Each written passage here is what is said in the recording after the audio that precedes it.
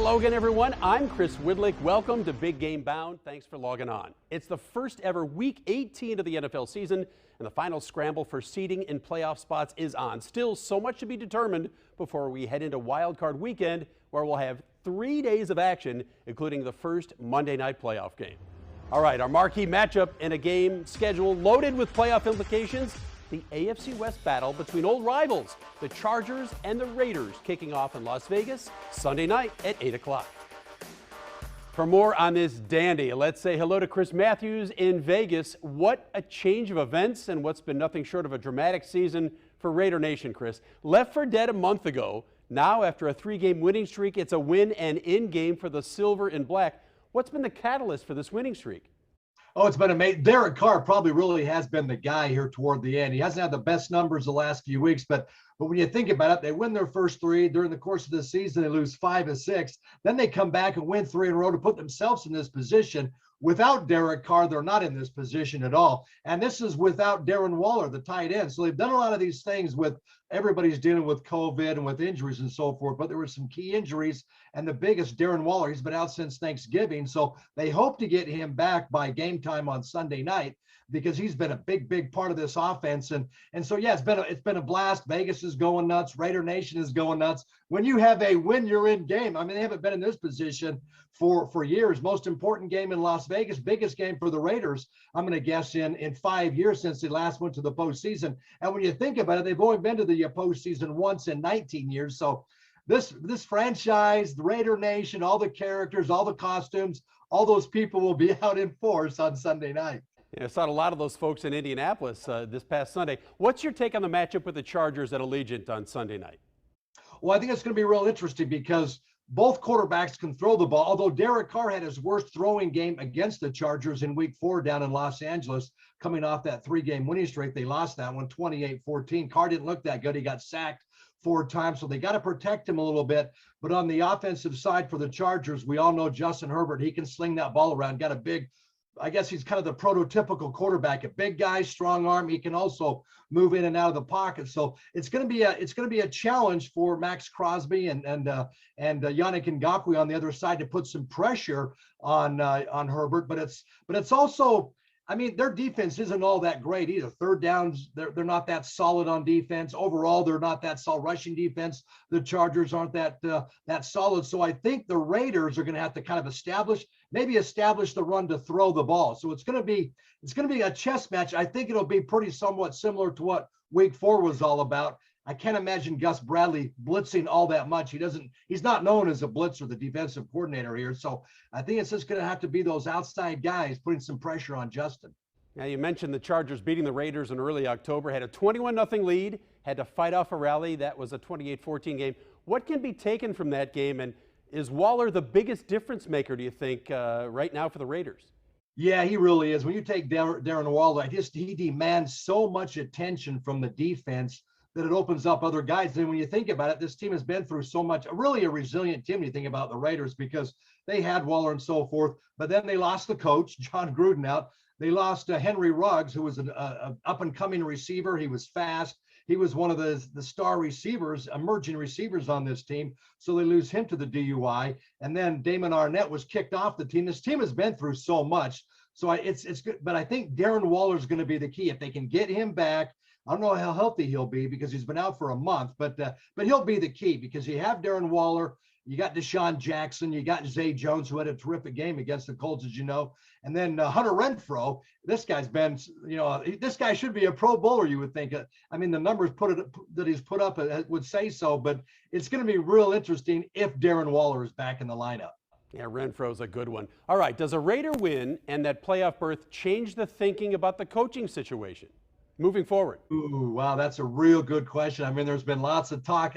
If they get to the playoffs after all they've been through, it would be really, really tough for Mark Davis to say, you know what, we're going to go in a different direction. Sorry, Rich Bisaccia, but there has been some rumors. You got, Harbaugh's, rumored to be wanting to get back in the NFL. But God, if he gets to the postseason with this team and all they've been through, it would be really hard to say goodbye to Bisaccia. That'd be fascinating. All right, Chris Matthews in Las Vegas with some great insight. Thanks for the time. Maybe we'll see you in the playoffs. Who knows, right? Yeah, that's right. Hey, get to Las Vegas. You have a blast. I guarantee it. Time to look at the Saturday games. Denver will host AFC champion Kansas City's Chiefs, who've beaten the Broncos a remarkable 12 consecutive times, and no reason to think that run won't hit a lucky 13. That's a 4:30 kick in the Mile High City. And the primetime contest features two playoff-bound teams from the NFC East, the division champion Dallas Cowboys and the upstart Eagles under rookie head coach Nick Sirianni. That kicks after 8 o'clock at Lincoln Financial Field in Philadelphia. Moving on to Sunday's contest, the early games feature a lineup that includes the AFC North champion Bengals at the Browns, who will be playing without Baker Mayfield in the Battle of Ohio, the NFC's top-seeded Green Bay Packers, and the Lions from Ford Field in Detroit. Chicago pays a visit to Minnesota and the old black and blue divisional rivalry. Washington wraps up its season in New York against the Giants, and in what could be Ben Roethlisberger's last game as a pro after 18 seasons in Pittsburgh, the Steelers visit Baltimore and the Ravens, both teams with slim playoff hopes. And in the AFC South, the Tennessee Titans look to clinch the top seed in the conference if they can beat the Texans in Houston. For more on that game, here's Corey Curtis. Well, up next for the Tennessee Titans is another huge game to finish out the season in Houston. Seems to happen to be the case every single year. This year, the Titans lock up the top seed in the AFC and home field advantage with a win. Now, they have continued to run the football and continued to win, even without Derrick Henry, thanks to guys who were not even on the team when the season started, with Deontay Foreman and Dontrell Hilliard leading the way. Sunday against Miami, Foreman topped 100 yards for the third time. A lot of these players that are, playing well for us, or contributing, these guys didn't have a home.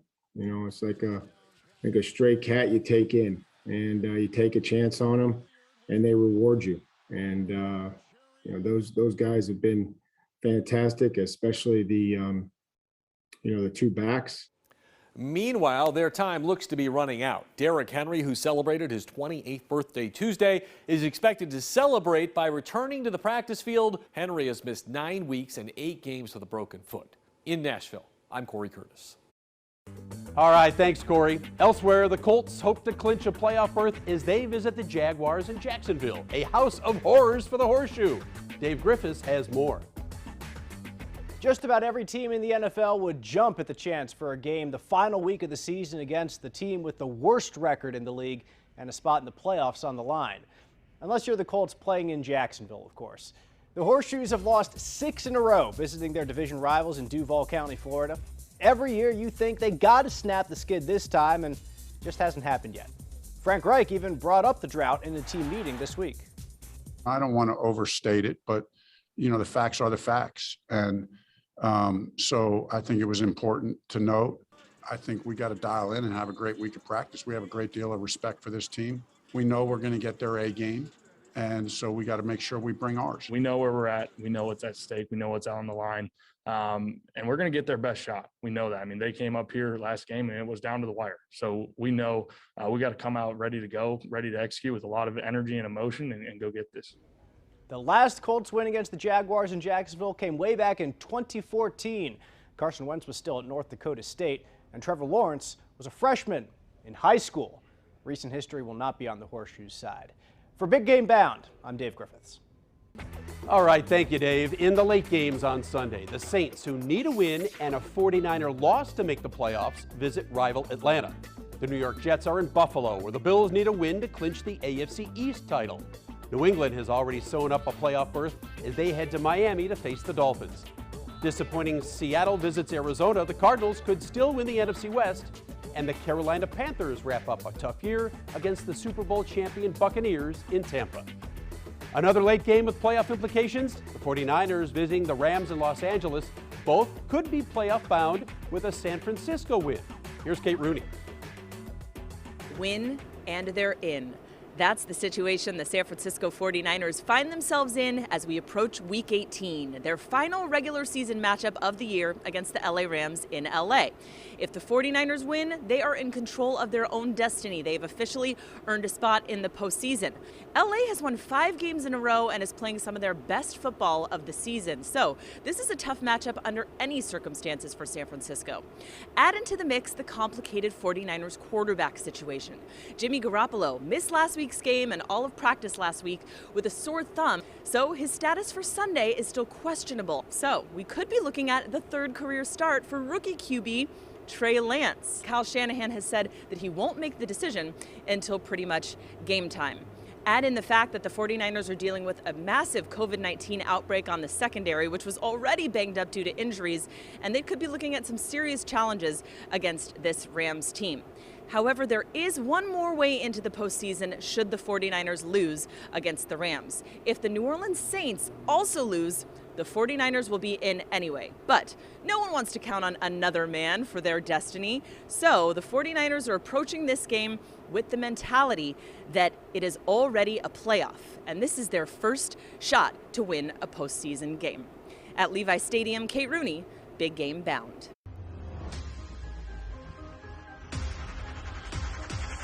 And that brings us to Peyton's Picks, our weekly visit with the one and only son of sweetness, Jared Payton in Chicago. And Jared, our first matchup, Steelers at Ravens in what could be Big Ben's last game. What are your thoughts? Yeah, this is always a battle between these two teams and always a strange matchup because it's always defensive oriented. But the uncertainty over Lamar Jackson playing, I think, has a lot of questions in this game for that Ravens offense. And listen, they've been battling a bunch of injuries all season long. I think this is going to be an extremely low-scoring game. But both offenses, they got to figure out how to click. If I had to pick one, I'm probably going to go with the Steelers offense of getting it done. Big Ben wanting to finish on a good note, and I think they win this one close, 17-16, the final. And what a legacy with Big Ben, Jared. 18 incredible years, huh? Unbelievable. And just to know that, you see these quarterbacks in the NFL where they're only lasting, their rookie contracts and then they're done. I mean, we've had that situation here in Chicago, but to go 18 years, that's just a phenomenal career, and he'll be wearing a gold jacket in Canton pretty soon. And 2 Super Bowl titles to go with it. All right, game 2, 49ers at Rams. Both teams with a lot to play for. San Francisco playing to get in, LA playing for the NFC West title. What do you think? And I think, I think this plays into it just a little bit. You got these divisional opponents, and they met back in week 10. 49ers came away with that 31-10 victory. The 49ers, I think, whether Jimmy Garoppolo plays and he's back, I think is probably my biggest question. But it comes down to the fact that the Rams on offense and the Rams just in general, they start slow. And I think when you look at the 49ers, they can start fast. And I think they know that their playoff hopes are on the ropes right now. I think they come out offensively, become explosive like we've seen them be. And I think when they're explosive, they're running the football. And for me, I think the Rams, they start out a little bit too slow. It's going to be the 49ers getting into the playoffs in the run game.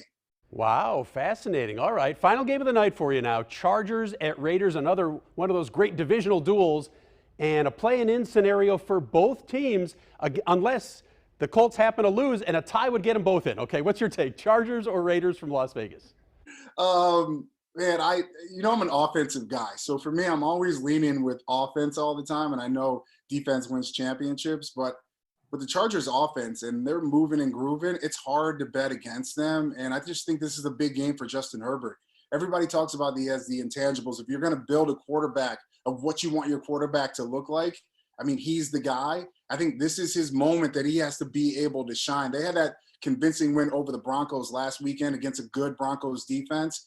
I think this game is going to be maybe close, but it's going to come down to the Chargers offense just too stout. They're going to be going too crazy. Justin Herbert's going to have that memorable game that everybody's going to remember as Chargers fans.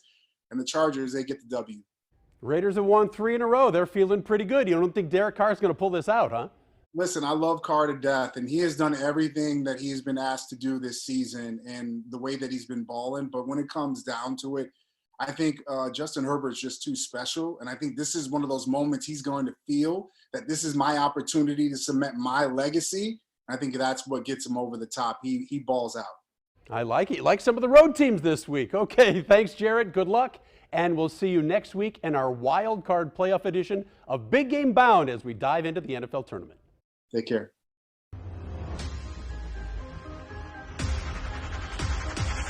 All right, now let's take a listen around the league in this week's edition of Open Mic. So these playoffs, they get an old hat for you? I mean, no. Every year is a different year. It's a new situation. That's our standard that we try to hold up to here is playoff caliber. And around the building, we've already got things changed to now championship caliber. So, we're excited. No, we're on a really good win streak right now, but it's just something that we're capable of, something that we should do, something that we got to continue to do all the way till February. There are slight odds to potentially move up, so we want to make sure we take care of business on our end and finish off and make sure that we're playing with momentum going into the games. I do believe this team has made progress. We got it to 6-5. We lost 3 tough games against teams that are going to make the playoffs. Play here and there, better call here and there, and maybe we get over the hump. I think he's a bum. I think he's an absolute bum. He doesn't know me. I don't know who he is. No one knew who he was probably until yesterday's comments. Phil, how hot can you get it inside the field house? I don't know. Not as hot as it'll be in Miami. I kind of look forward to when we can announce it all and we all get to know what it is. I'm looking forward to that because it'll be an opportunity for us to start a little bit on the fresh side. So I'm kind of looking forward to the whole thing. From what I hear, the uniforms look pretty cool, and I look forward to seeing it all come to life. Heinz Field is so special to me, just like this city is, and even you guys for the most part. I'm very thankful and blessed to call this home, and so thank you to all the fans and everybody. That puts a wrap on this final Big Game Bound show of the regular season. Thanks again for logging on, and we hope to see you here next week for the Wild Card Show. I'm Chris Widlick. We'll see you then.